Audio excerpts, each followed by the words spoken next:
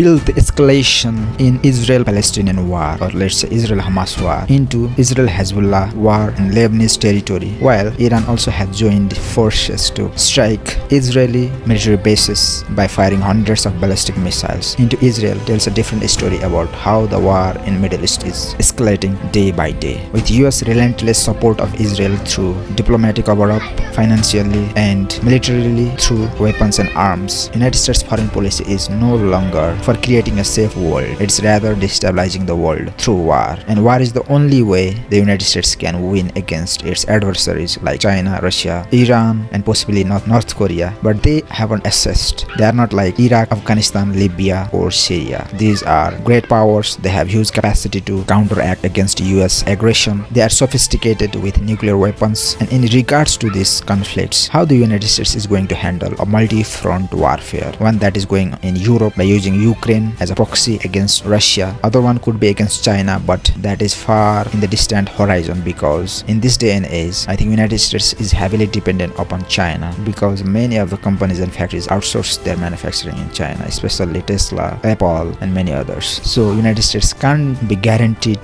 to unhurt its citizens, unlike in the First and the Second World War and subsequent wars that US has engaged in. Now Israeli defense forces have already wreaking havoc by eliminating Palestinian people, including children, bombing hospitals, schools, shelters to target the Hamas militants. But that is also creating international pressure against Israel to wars against humanity, genocide, and that is getting response from Hezbollah in Lebanon, which has soft heart for Hamas or Palestinians in general. And Iran, on the contrary, is an adversary to Israel and American axis. So this thing has to be looked upon the geopolitical power play, gameplay, as Iran uses proxies like Hezbollah, Hamas to target Israeli forces and citizens. Of course, that happened as terrorist attacks by Hamas killed more than 1,000 people in Israel, and in retaliation to that, Israel launched counteroffensive against Hamas, exterminating civilians as well. With over 200 ballistic missiles fired over Israel, Israel might have defended some of the missiles, but all the missiles cannot be intercepted in the air with its missile defense systems like Iron Dome, and that poses a lot of grave challenges to Israel as it is being surrounded by enemies, as it refers to. This is not the question of whether or not Israel wants to survive this region, but United States is also depending on Israel by making it a launch pad for its hegemony to keep going on. So this brings to